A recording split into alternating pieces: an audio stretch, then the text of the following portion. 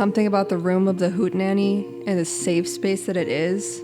I was able to express how much that song, Susie Don't Look Back, hurts. And I think a lot of people in the room could feel that it hurts, and it's almost too much to let people clap for that.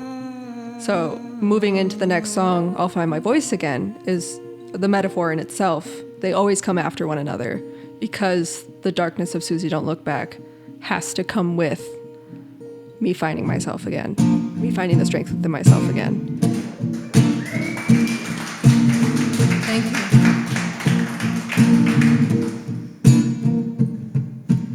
I'll find my voice again. So sometimes I do it for the audience because I'm like, hey, that was uncomfortable. That really hurt. I intend to make you feel what I feel when I'm singing, because that's what music is, to tell the story, to feel the moment.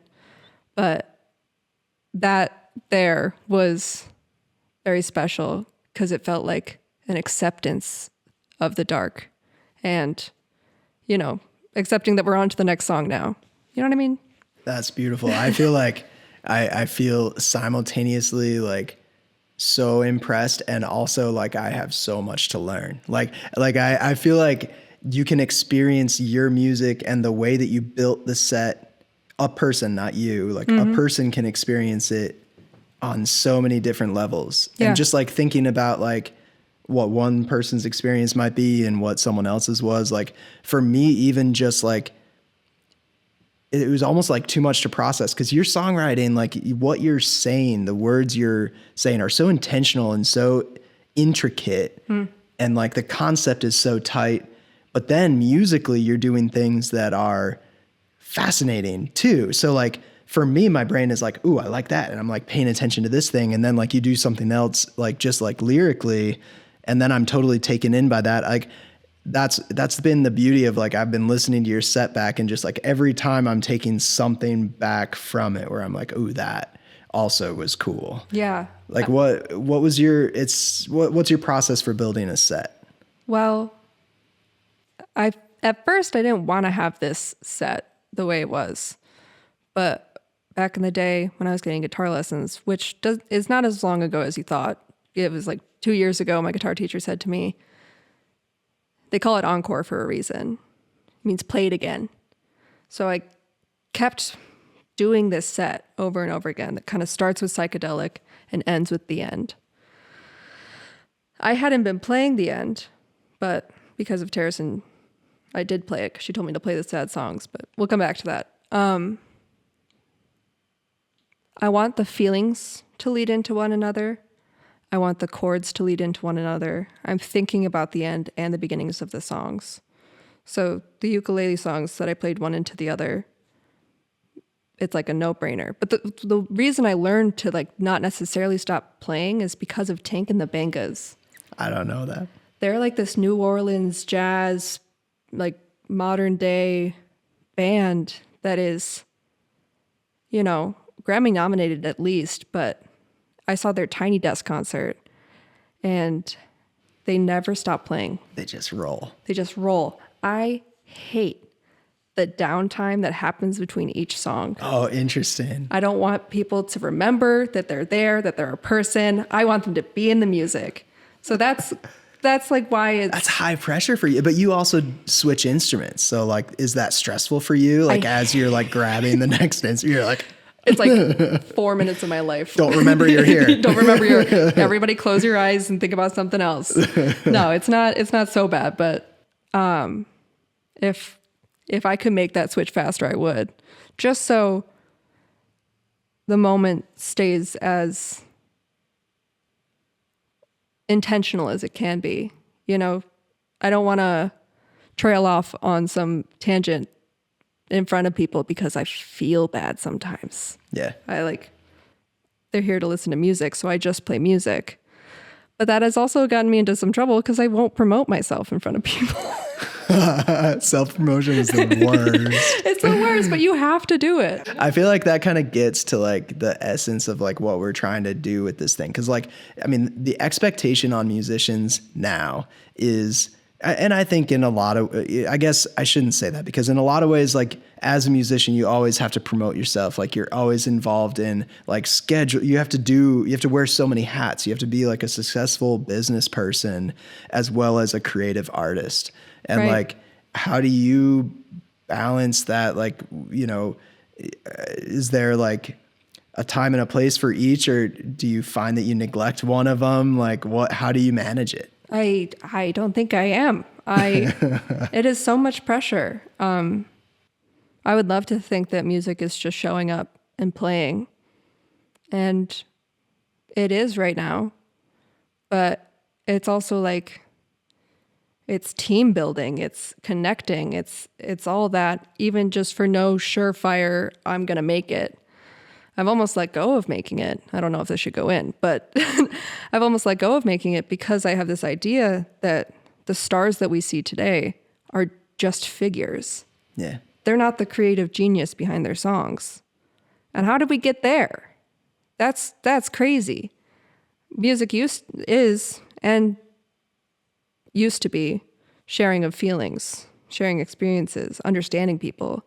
And now it's another form of branding, or it can be. You know, Yeah. there's musicians out there that aren't falling into that at all.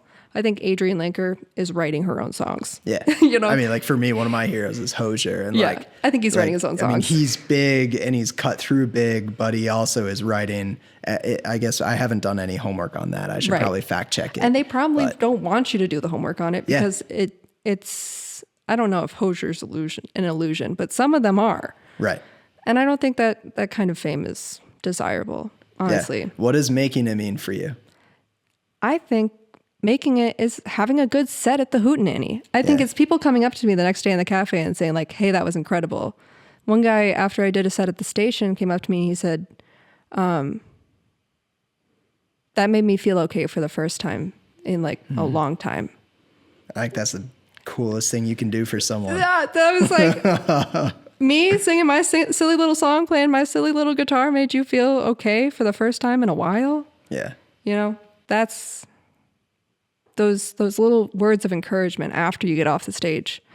That's making it, you know? Yeah. At least here in Saranac Lake, it's safer here. It's like loving and supportive and inclusive, like to all kinds of music. The set list of what you can get at the water hole, set list of, you know, dates of when you can come in and go see something, that is crazy to me. There are so many different kinds of music you can go listen to there. Such a tiny town. Like, We're such a tiny we're town. so small. We're so small, but we're so popular somehow. Right. No, it blows my mind too. And like, just like connecting it back to the history, like it fascinates me that like we have the culture that we have now. We have this space for art because a bunch of sick people were like in beds on porches. And now people just want a vacation here. Breathe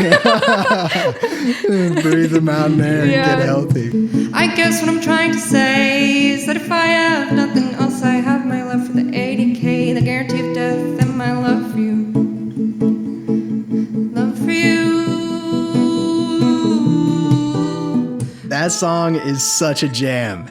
It is. I mean, I hear that and like I'm just like I'm singing along with you. It's a bop. Like you Thank you. just like wanna like Yeah. So here's another thing too. Like, so I moved here 4 years ago, and like when I first moved up, I was like, why is everybody, it's like you get on Instagram, it's like 80K Sam, 80K Jeff, like 80K Sarah, like, you know, it's like this whole like 80K thing. And I Yeah. was like resistant to it at first. And I kid you not, the first time where I was okay with it was hearing it in your song, where I was like, let's go. All right, I'm all in. Like, All I'm in on this 80K idea. Charlie Reinertsen. Change all my handles. Yeah. I'm changing my artist name to 80K Sasha, but not now. I'm not doing it. I'm not doing that. That came from a letter I wrote to somebody. Oh, Those were like, it was this person, and they said to me one day after work, the only thing we have in life is the guarantee of death. And I was like, that sucks. That literally sucks. That sucks so bad. And then I went home and thought about it, and I was like, I don't know. Maybe it's comforting. Then it became lyrics later, because of this letter I wrote to this person, those were the things that I had. And it continues to change as time goes on, what those mean to me. The love for you used to be for one person, but it is the love for the people that show up and support me. It's the love for, like, when my family's there. I don't know. And if you've been to the Adirondacks and you've felt I don't know, I think it's in time alone, not so much with the other people that are there, but time alone in the nature that it exists here is when, throughout my life, my healing has happened. That's my reset. Every year I'd come back here, and now I live here, because I want to feel that healing energy from the planet, from the peat, for the love of peat. You know what I mean? For the love of peat. Yeah. Oh, you're speaking my language. Yeah. From the trees, from the sun. It's the first time I saw an eclipse here was on accident one night many, many years ago. And I got to see the eclipse, the totality here. There's something about remembering how tiny you are in this place. It just puts everything into perspective for just a second. Doesn't always stay, but that is why I have so much love for it. And I don't know why it rhymes. My love for the ADK guarantee. It doesn't rhyme. Why does and it? my I don't love know. for you, but it does. Like, in my head, it rhymes. Why But does when it you rhyme? say it, it doesn't. Maybe it's just the delivery. Put in the like comments the why it rhythm. rhymes. Yeah, exactly. I don't know why it rhymes. Yeah, I'll think about it. I guess what I'm trying to say is that if I have nothing else, I have my love for the 80K, the guarantee of death, and my love for you. I think as an artist, and I hope many here feel this too, it's hard to know whether it'd be better to separate yourself and your identity from the music or to keep it as one. Because right now people know me as Sasha. I play music and I'm a barista. Yeah. They could know me as Sasha the barista and, I don't know, Tony the artist. I don't know why my name would be Tony, but there would be something safer about that. Something safer that it's removed from who I am. Yeah, like a pseudonym. Pseudonym? Yeah, something like that. Something like that. And I've struggled trying to know which way to go with that. So you just go with the default of this is me, this is my music. But then the imposter syndrome shows up. Yeah. That I hope we all also feel, where you're like, well, what does it mean to be me? How do I brand myself? How do I compete in this capitalistic moment as myself? And for some people that comes so easily. I feel like for people that are born female, it feels weird to stand up for yourself, to show up and show out and endorse yourself. Maybe more people than just people who are born as women, but it's hard to decide. So am I crafting my image? No, not really. I think people are just kind of seeing it for what it is. Yeah. And I don't know what that is. That's fine, right? That has to be fine. Yeah. But it's it's a whole thing. You see you play, at your set at the Hoot, everybody there is right there with you and seeing you for who you are. And it's not one thing, right? It's a lot of things. I don't want to come across. Go ahead. Yeah. What'd you say? I just want to play another clip. Yeah. I was excited to play this one too, because it was super fun for me because I'd only heard you do 2-song sets. You came out to the Hoot a few times over the last year. Every time you could just feel the energy in the room, be like, Sasha's here. This is great. And it's really fun for me too, because people will come up to me and be like, so who is this person? Who is this? And it's one of my favorite things in the world to be like, that's Sasha, whatever it is, just to be like, oh yes, you're totally right. Yeah. I know who that is. So anyway, so I seeing your 2-song sets and then see you craft a 45-minute set. This is the part that blew my mind. So you came out and played a song that I hadn't heard before, and you rolled it right into a song that I had heard. And it was really cool for me because I was like, those two together feel like they were always meant to be that way. And let me play it and then ask you about these. And then I just was like, this song is so cool. I think it's called It's Getting Colder. Just like, you know, your set was perfectly timed. It was like starting to be fall. It was a little bit colder. And I was just like, how did they come up with this? This is wild. Like, It's getting colder, and I'm starting to remember who I was, who I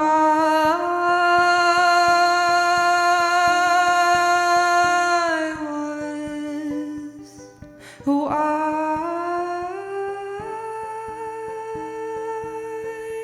was.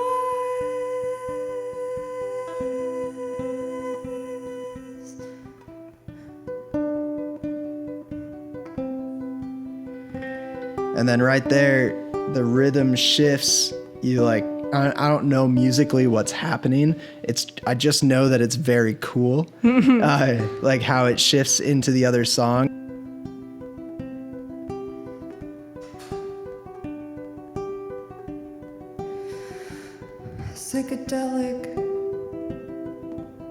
Psychedelic definitely came first. And then later on, It's Getting Colder happened. The reason they connect is because the chords are almost the same as far as the way my fingers look, if that makes sense. So the reason that psychedelic can start where It's Getting Colder ends is because of where my fingers are on the second fret of the ukulele. It's like all across. I don't know what that one is. Just the all across it's like, one. It looks like Just A to us. lay it all down. You know what I mean? Yeah, it looks right. like A to us.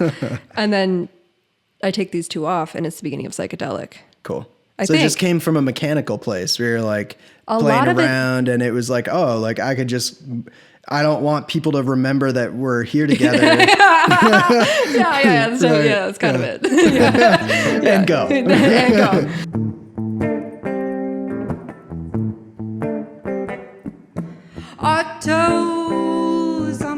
Auto-zombification, a sure indication. Auto-zombification, nom nom nom nom to the information. Concrete awaits you grounded in your self-inflicted grave. What is it? What do you think it is? I feel like where I go in my head when I'm hearing it and like hearing the lyrics is like the idea of sleeplessness and like insomnia is where my head goes. And then like the society that we live in is putting us to sleep in our waking hours. Like we're like just robots Whoa. is where I'm at with it. For me personally, it is about the self-destructive acts that make me feel numb. Self-zombification. It's like how to escape. Not how some people escape. Is somnification a word? Zombification? I don't think so.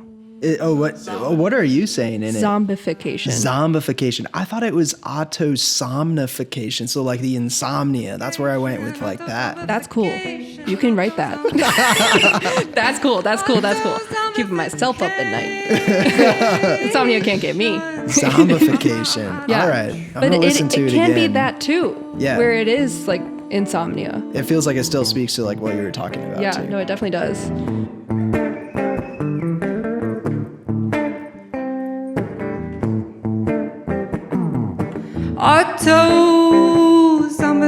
Auto-zombification, a stunning revelation. Thank you so much.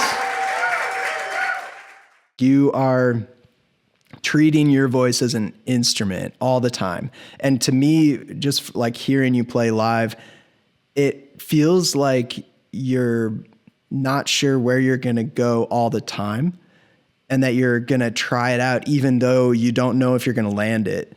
And to me, it felt like you were landing it the whole time, but I'm curious, like for you listening back or like in the moment, like, is that how you're approaching your vocals? Like, does that resonate? Like how do you approach singing, I guess is the simple question. In school, I was in choir for many, many a year. And I took singing like pretty seriously. It was kind of my social group, whatever. And then as life goes on, sometimes there are harsh rejections to phases that you went through. And this is an example of like part of the rejection of that space is that I didn't want to feel controlled by cutoffs, by dynamics, by doing the same thing every time, by rhythm. And maybe that's laziness, but to me, it's like artistry. So I will rehearse a song once or twice. And then after that, it is up to me in that moment when I'm on stage, not once or twice, like once or twice a day. Sure. 1,000 times. 1,000 times a day. Once or twice before I have to trust the feeling in my gut when I'm up on stage. Because there's something that you like don't let out of yourself always when you're alone or you're in your house practicing that you will let out of yourself on stage because people are there to feel what you feel. So in some way, there's a lot of the music that I know I'm going to do. And there's some parts that I like have tried out before and have sung well. If it gives me the chills, I know that I should keep it and give it. You know what I mean? Yeah. Like if something I did at home gave me the chills, like the things that I do on stage give me the chills, I'd probably be better off with the recordings that I have. Yeah. But I recede into myself when I'm at home. It's like, yeah, back to that. Who am I? Who's the musician? Who's the person? It's all very cognitive. Yeah. Very heady. I'm not surprised because I feel like every word you write in your lyrics is laced with about 10 meanings. Oh, yeah. Just casually. Just like casually. The song Psychedelic means hundreds of things. And I love that. Like, yeah. It can't be too specific or it's lost its magic. You know what I mean? I think, like, for me in my writing process, like, I always find that when I'm first writing a song, I'm really creative in where I go. Yeah. And as I learn the song that I'm writing, I like start to lock in melodies and it gets so hard for me to find new ones. Right. So often like my process, I have like just thousands of voice memos of like early recordings. And then I literally go back to the voice memo to teach myself a melody outside of what I've ingrained. That is also what I do. You do that? In some cases. There's like an Instagram where I would post 7-second loops because that was the time of Vine when things were 7 seconds long. Videos were like looped in 7 seconds. So many of the songs that you've heard were just teeny tiny loops with one phrase. And then over time, they became songs. Sometimes they happened all at once, but so you weren't like posting those. You were using that tool as a way just to riff. You were like, here's a loop. Let me just play over the top of that. Yeah. Or like, let me start with that idea. Or my goal is to get to that point in the song. Like maybe that's the biggest moment in the song that you hold on to. But there's benefits to that, but it also kind of makes me feel like I'm always dabbling in the past. I like that. Yeah.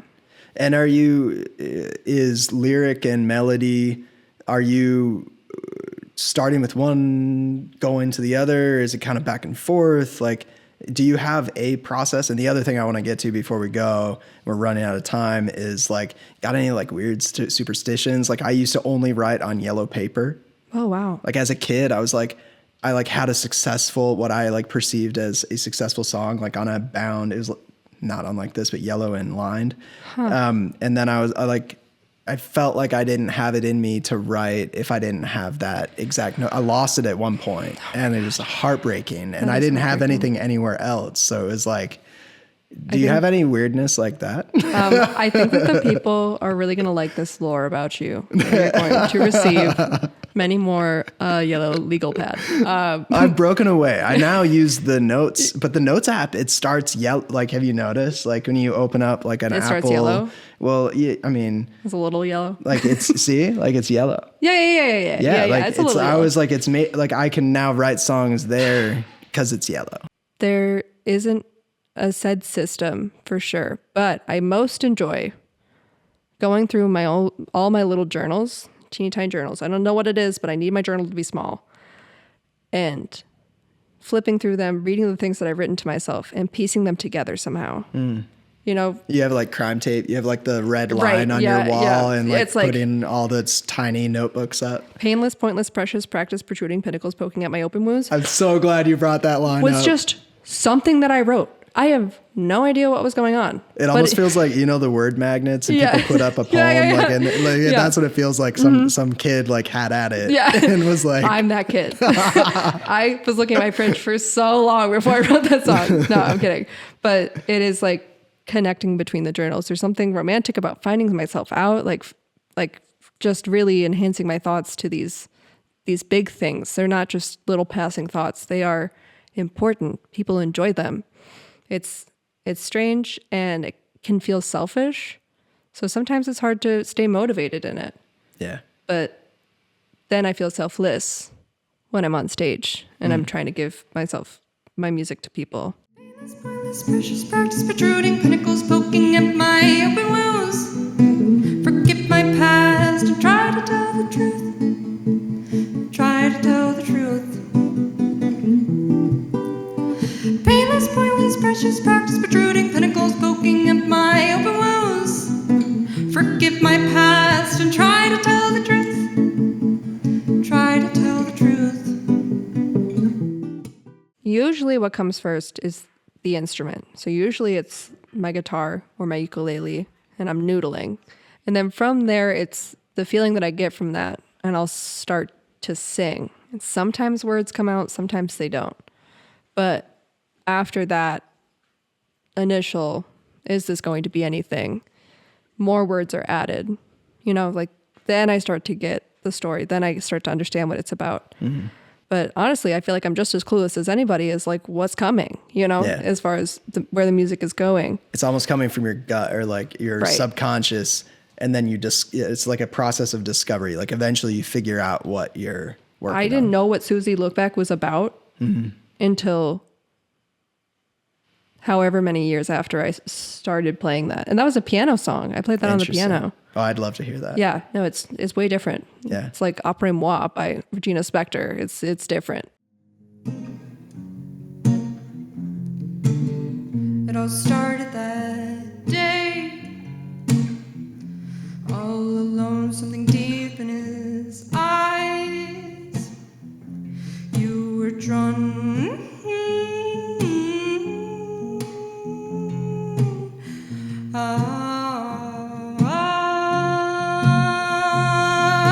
Susie, don't look back, don't look back, don't look back now. There's a man in black.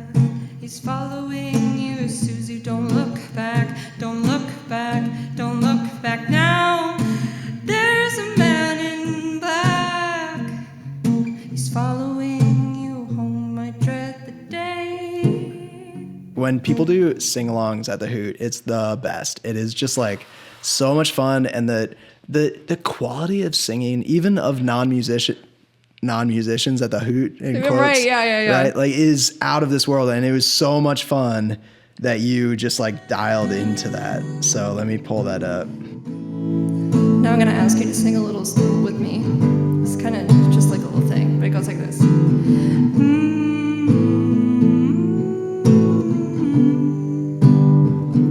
Okay, go.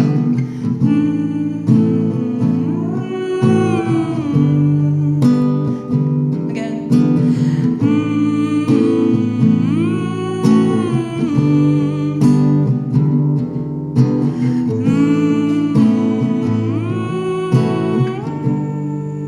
Ah.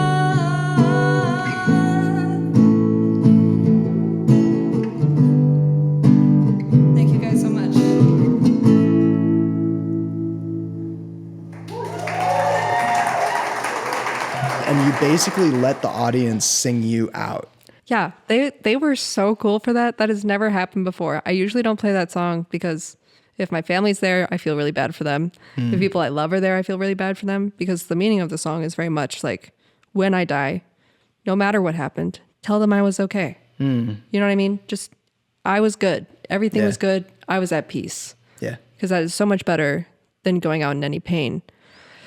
So I don't really often play it, but because Terracin told me to, I don't know. I asked them to sing with me, and I didn't totally expect them to do it, but then they did, and I wanted to cry. I didn't cry, but I wanted to cry. They were very good singers, first of all, and I didn't want it to go on too long. It was just a really special moment, and I'm glad it happened at the Hoot. Yeah. Well, Yeah. we can't wait to have you back next time. Your music is like so layered. You've got so much going on. When are we going to see the next album, the first album? When are we going to see your album? You know, when the stars align. I hope sooner than later. I mean, we did just have a full eclipse. When I work on it with Isaac. Yeah, thank you. When I can't ask wait. for more help than I we're get. hearing it Yeah. here first. Yeah. It's all about asking for help. That's how you get a good album out. I can't wait. Yeah. Thank you, Sasha. Thank you. Tell